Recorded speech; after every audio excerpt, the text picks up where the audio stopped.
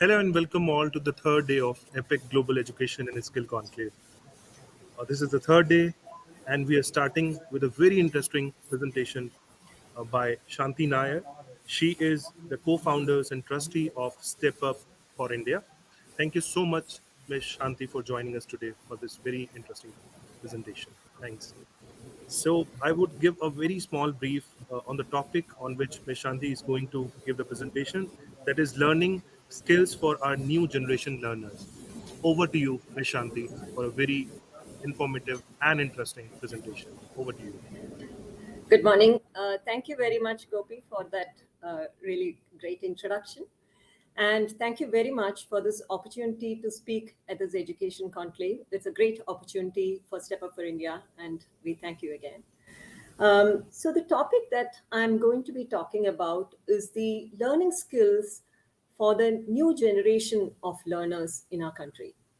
And this is something that we at Step Up for India have been thinking about right from the very beginning. What are the skills that we need to inculcate in our next generation of learners to make sure that they are continuous lifelong learners?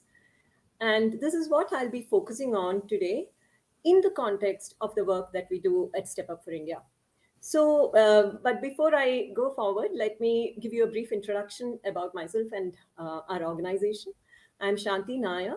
I'm one of the co-founders and trustees of Step Up for India. We are a not-for-profit organization. We work with government schools to improve the level of English learning in government schools. We work with both volunteers and teachers to train them to teach children in government schools. And these are children typically from very underprivileged backgrounds and many of them are first generation learners. So let me take you into the presentation now. Just to give you a very brief background about what we do and what our programs are. We are mainly working to improve foundational English skills in schools, and we have both programs which are delivered in school and programs which can be delivered in school or outside school. Um, the Among the in-school programs, we have both teacher-delivered and volunteer-delivered programs. Actually, we started off with our volunteer-delivered programs. We started volunteering in government schools, and that is how our programs started. But once we developed our volunteer-delivered programs, we had immense requests from teachers and also from the government, and we developed teacher-delivered programs. Among the teacher-delivered programs on the extreme left, you can see that we have a study-at-home digital outreach program. We have a remedial accelerated program, which does a remedial, very accelerated intensive program, which brings children up to their textbook level in just 70 hours. And we have a textbook augmentation program, which provides support for the teachers to teach from the government school textbooks. In the volunteer delivered programs, we have very structured volunteering programs which enable participation by employees of corporates by devoting just 1 hour a week or 1 hour every other week, where volunteers come together as teams to deliver the program. And this is, as I mentioned, this is our flagship program. We work with many corporates like Cisco, VMware, FireEye, ADI, and so on, where their volunteers come and teach in the government schools as well.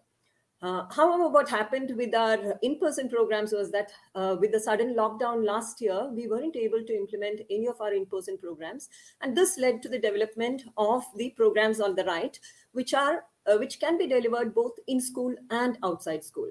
And these can be either through self-study or can be delivered by teachers, volunteers, or by members of the family. And this program is called our Study at Home Digital Outreach Program, Saath Do as an acronym, where anybody can help children to develop basic foundational English skills, even if schools are not operational. In terms of our impact, we have impacted over 70,000 students so far. We have trained over 3,000 teachers and clocked up volunteer hours of over 1 lakh among corporates and individual volunteers and university students as well. In terms of impact in the near future, our textbook augmentation program is being uploaded on Diksha platform and will reach over 60 lakh students and 2 lakh teachers. And our digital study at home program is being launched in multiple languages across various states as well. So our impact will be scaling up in the very near future. So now I should tell you about why we chose to focus on English. When we started volunteering in government schools, and when we'd asked the teachers what we could help them with, invariably the answer was just teach our children English. And they know that, there are many of us who are proficient in English, and the teachers find that there is a resource gap and they're not able to teach themselves from the textbooks. Now, these, which leads to very big learning gaps in the primary years. And these learning gaps are very difficult to recover from in later years. And also, even when children go to middle school and upper primary and high school, even though there are English teachers at that point in government schools, it is very difficult for these teachers to teach these children because they are not able to read even small English words. So this gap is very difficult to bridge.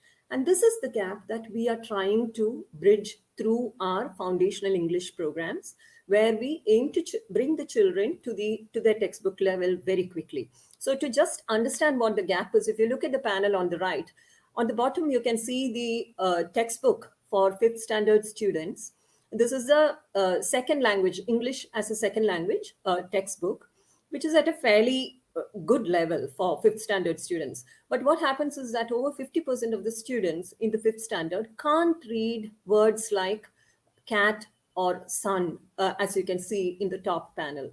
That is from the USER testing. So this is why we chose to bridge the gap. As you know, English is the biggest differentiator in terms of employability and income.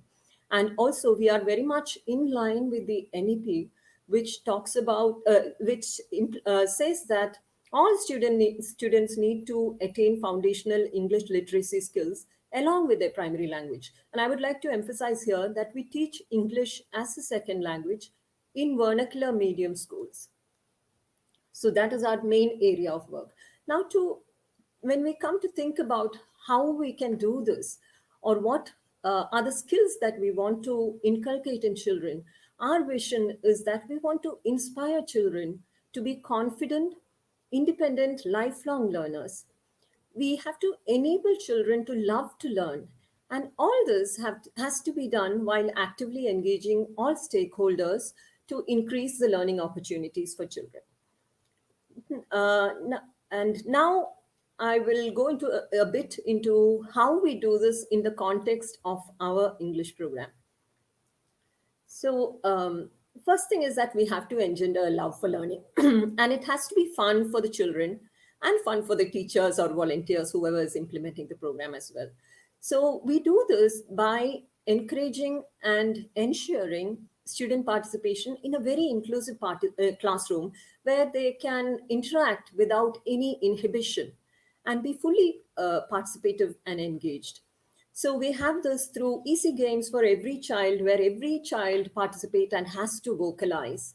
We use phonics very creatively to bring English closer to the vernacular language. Now, English is a foreign language. The structure of English is very different from our Indian languages, which are very phonetic, which makes it difficult for a child who doesn't have any background or any support in their family to learn English, where they are not listening to English around them.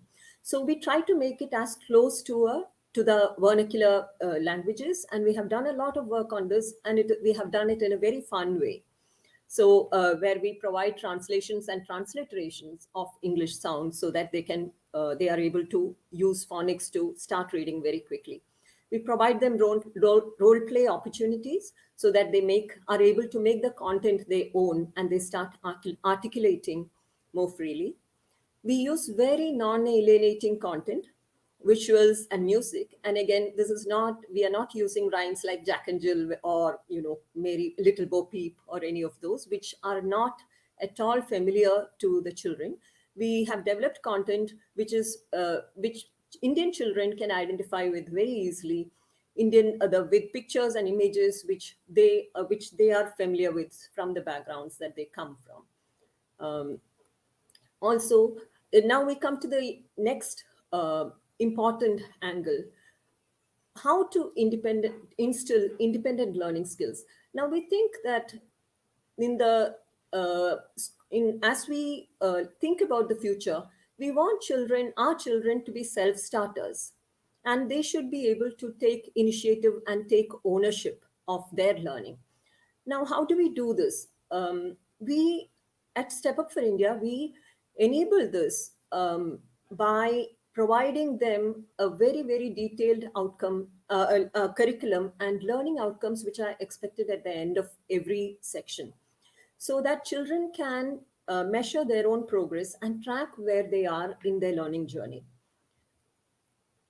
We also encourage a detective mindset through exploration. So, in the sense that they are not just learning by heart, they question, they answer. Okay, at the first glance, they might not understand or be able to read it, but they say, okay, I understand this much, but what can I, infer from this? And we encourage that very actively by encourage the teachers to do that and the volunteers as well. The third angle to this is that we provide extensive bilingual support.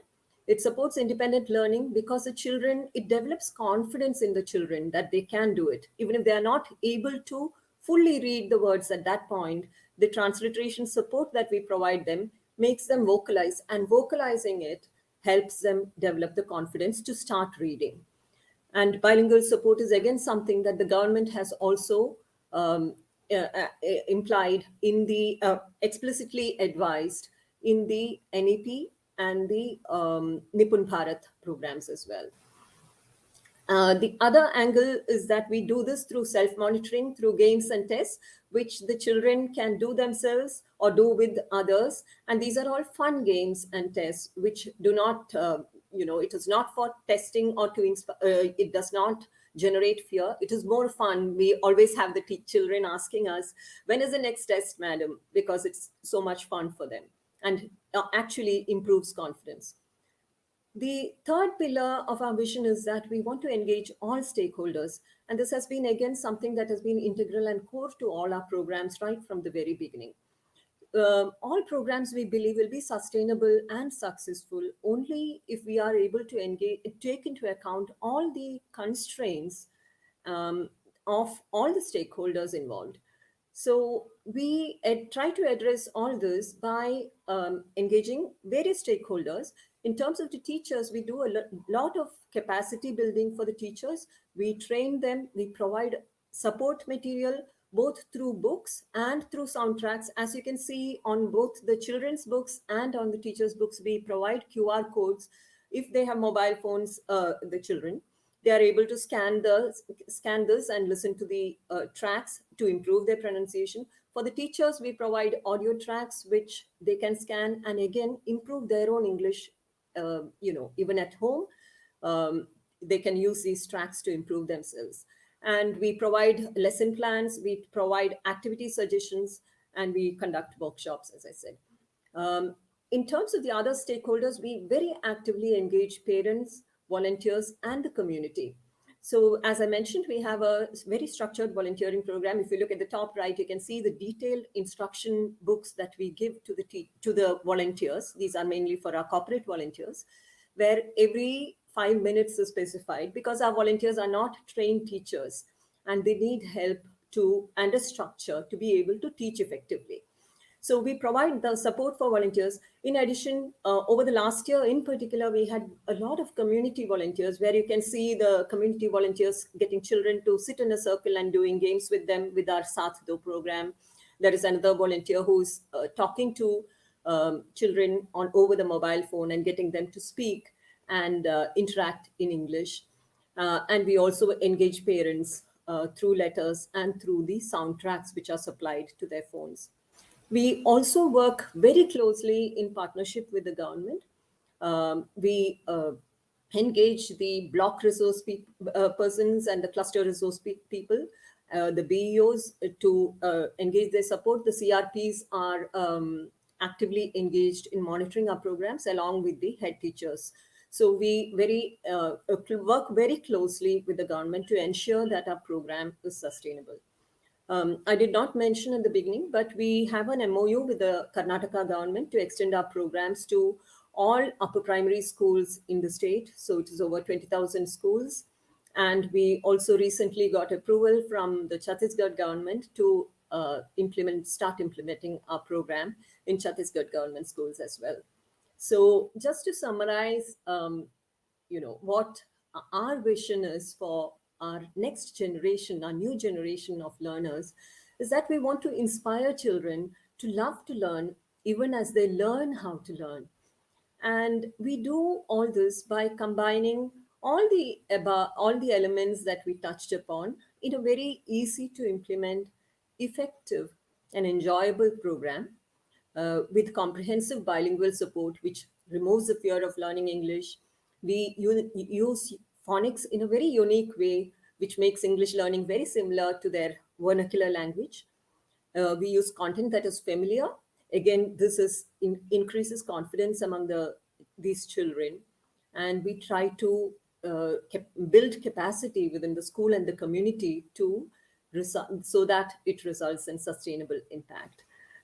So this is, in a nutshell, what we do at Step Up for India.